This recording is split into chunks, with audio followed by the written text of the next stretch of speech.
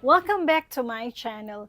In this lesson video, we're going to talk about a topic that is very nice for beginners. So kung nagsisimula ka pa lang sa research, we're going to talk about this one. Paano pumili ng research topic?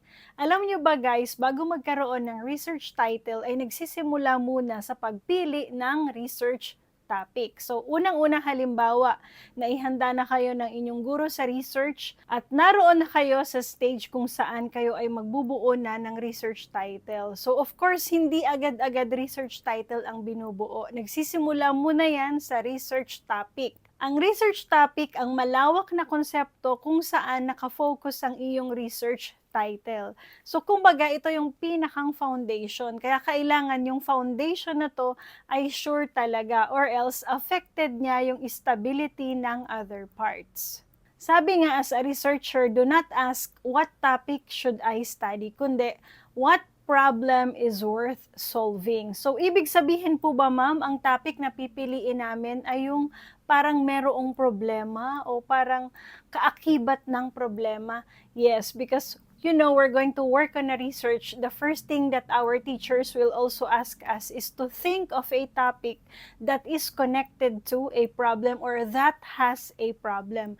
Kaya nga guys, na-encounter ko dito sasabihin ng mga students, ma'am, may problem po sa grammar, sa English grammar. May problem po sa reading comprehension. May problem po sa pagsulat ng essay. Kaya kadalasan, nagpapagawa po sa AI. So, talagang problem to. Kasi guys, syempre, kailangan matuto kang mag-isip, mag-organize ng ideas, at makabuo ng sarili mong write-up or output. So, what are the common mistakes in selecting a topic? First is that you select a topic because your friend likes it too. So, parang sabi nung kaibigan mo, oh, ito na lang, dito na tayo mag-focus sa research. Alam mo, ang problem doon, yung kaibigan mo ang may gusto noon. So, baka wala naman siyang spark sa'yo, yung topic na yon, hindi ka gaanong curious doon, so wag mo siyang piliin or else magkakamali ka dyan. Second mistake, choosing a topic that is too broad. So, napakalawak nung pinipili mong topic. Halimbawa, technology. Ang lawak nun. Ano ba sa technology ang pinipili mo?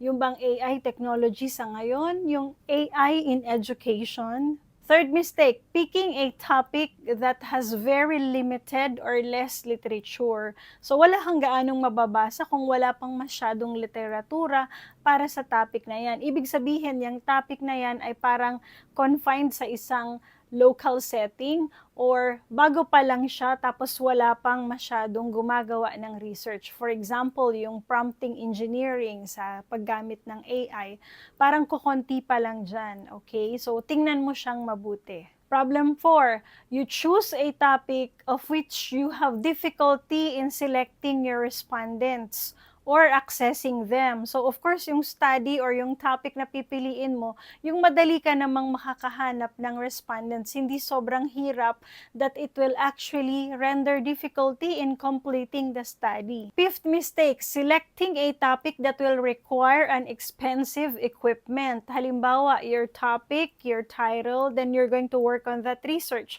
Tapos, kailangan mo ng napakamahal na equipment. So, do not select that topic.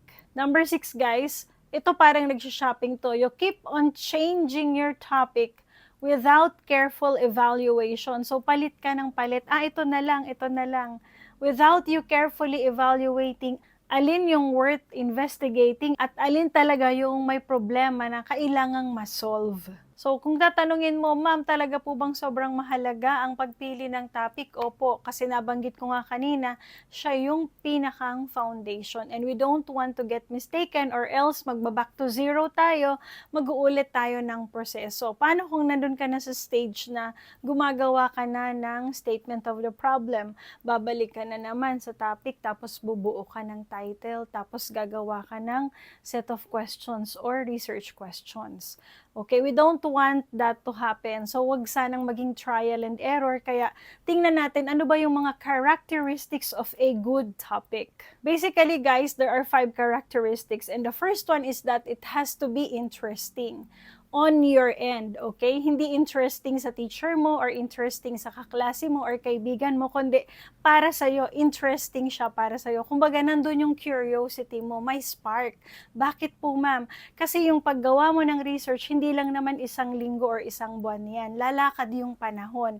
And of course, ayaw natin na pagdating sa second month, ayaw mo na. Wala ka ng motivation kasi hindi naman pala ikaw ang pumili ng topic mo. Okay? First and foremost, you have to be interested in your topic. So, it has to be interesting. Number 2, relevant. Kailangan yung topic natin relevant. Merong magbe-benefit dito after natin magawa yung study. Okay, at yung problem ba na yon na basis ng topic mo ay nag-i-exist? So, you check on that. Number 3, researchable. Okay. Can you possibly collect data for that topic? Okay? At saka hindi naman kailangang opinions ang makolekta mo dito, kaya yung iyong topic dapat researchable. So you're not going to ask about problems, you're not going to look for problems that are basically answerable without you getting data. Kahit di ka mag-data gathering, masasagot mo na siya. Halimbawa, ang tanong mo ay, anong dapat gawin bago pumasok sa klase? Kahit hindi ka magkaroon ng research, hindi mo siya gawing research, alam mo kung ano ang gagawin bago pumasok sa klase. Okay? So, it has to be researchable. And of course, one thing guys, pakatandaan, avoid topics that will require information which you cannot realistically obtain. So parang imposible namang makakuha ka ng information or data or evidence for that topic. Avoid mo na yon. Number 4, feasible. Consider your time, budget, resources, skills, respondents, dapat makonsider sila. Bakit po, ma'am? Kasi baka mamaya hindi mo siya makomplete. So, hindi practically okay yung pinili mong topic kung magkakaroon ka ng problema sa mga bagay na yon, sa iyong resources, respondents, skills, time, budget, and others. So, it has to be feasible. And number 5, ethical. Of course, we need to protect our respondents, okay? Ayaw nating ma-expose sila sa harm. Kaya kung alam mong ang iyong iniisip na topic ay merong malalabag or may mababiolate na ethics, wag mo na pong ituloy kasi hindi yan conforme sa research ethics. Okay, proceed na tayo sa pagbuo natin ng topic. Hanggang makarating tayo sa title, guys. Ito yung ganda ng lesson na to. Hindi lang tayo titigil sa topic, kundi iti-trim down natin yan, ina-narrow down natin to make it more specific hanggang maging title na siya. Okay? So, research topic to research title. So, ma'am, where can we get research ideas kapag hininga na po kami ng teacher namin? First thing, we could look for research topic ideas from our everyday experiences. Ano ba yung mga na-experience mo araw-araw? Halimbawa, meron kang naobserbahan na difficulty in comprehension among your classmates. Meron kang na-perceive na grammatical problems nila. Meron din sa writing nila. Meron sa self-confidence nila or public speaking skills nila. Meron din sa computer skills nila. So, you can check on that. Okay? So, yung everyday na nakikita mo, everyday na na-experience mo, encounter mo, yun ay pwedeng maging basehan para makabuo ka ng topic. Another thing, classroom observations. Ano yung na-observe mo sa classes ninyo? Mataas ba ang anxiety ng mga kaklase mo every time magkakaroon kayo ng recitation? Okay ba yung research skills nila? Yung study habits nila? Things like that. Yung leadership skills nila, pwede mong pagtuunan ng pansin yan sa iyong topic. Third, pwedeng makahanap sa community issues. Halimbawa, yung sa garbage problems natin, climate change, okay, yung political awareness ng mga kaklase mo or ng mga estudyante, and the like. Kaapat, kung nasa masters ka naman or working ka na, you can check on the different workplace challenges. For example, yung leadership style ng manager, yung pinakang management style ng inyong boss, yung organizational communication, and others. Ikalima, pwede ring maghanap sa mga previous research. So, buklat ka ng mga previous research. Yung mga nakapublish na or yung nandun sa inyong library, makakakita ka dyan ng mga research gaps, yung mga recommendation nila, yung mga unanswered questions nila, pwede kang doon hugot or kumuha ng iyong research topic.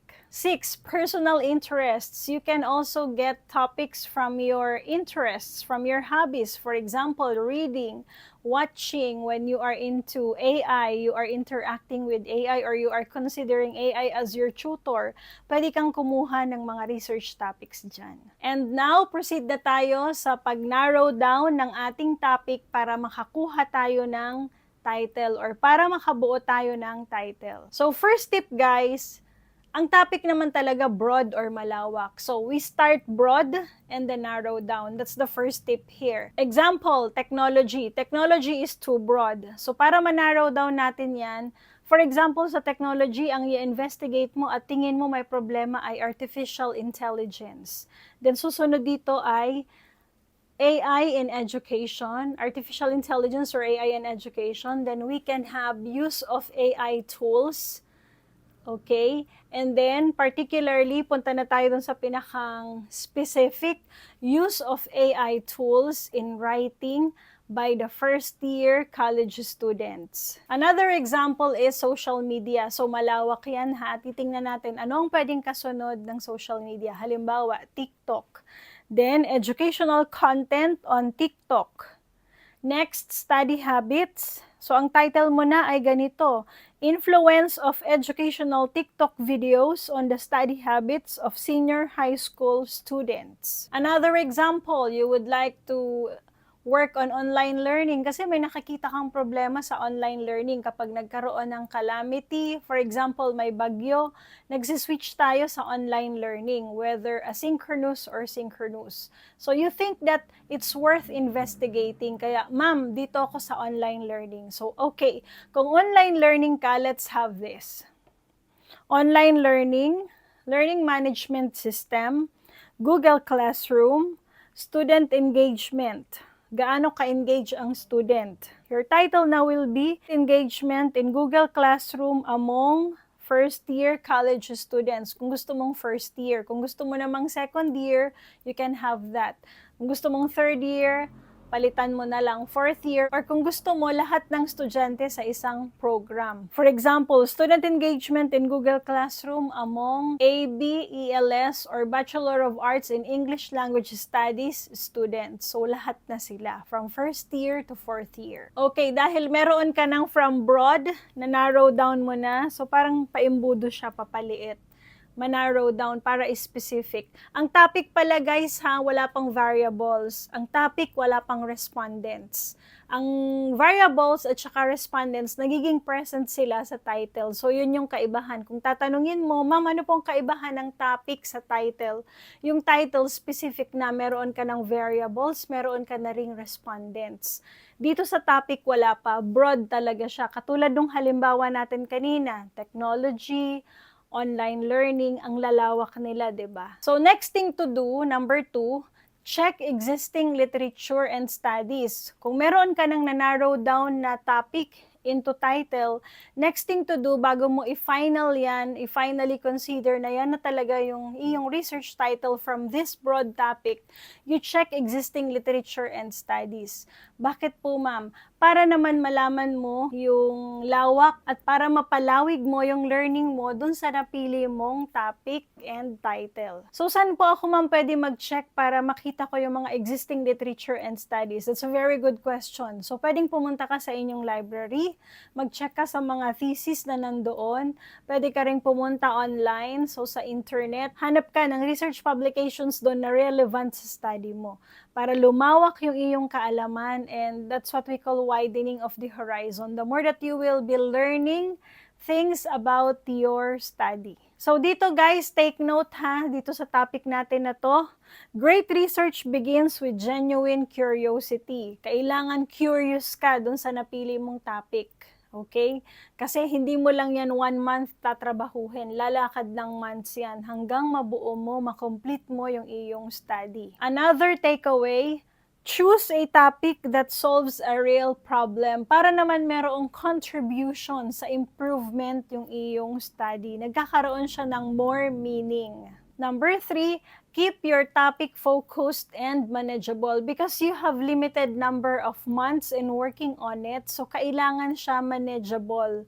Okay, you know how many weeks, you have the estimate, and you have a very good plan when will be your construction and validation of the instrument, when will be your data gathering, and when will be your statistical processing of the data, and the completion of your entire manuscript or thesis. And of course, do not forget, read existing literatures and studies before deciding para malaman mo marami ba or very limited. Kung very limited, edi isip uli and then you can do adjustments. And then of course, do not forget that your topic should be relevant, feasible, and ethical. Mahalaga yun guys, huwag pa basta lang yung pagpili natin ng topic. Kasi meron mga standards, meron tayong mga dapat i-adhere or sundin na panuntunan. Especially, wala dapat malalabag na ethics. Okay? Kaya nga may tinatawag tayong ethical considerations. Okay guys, so sana makapili ka na ng research topic mo para makapag-umpisa ka na.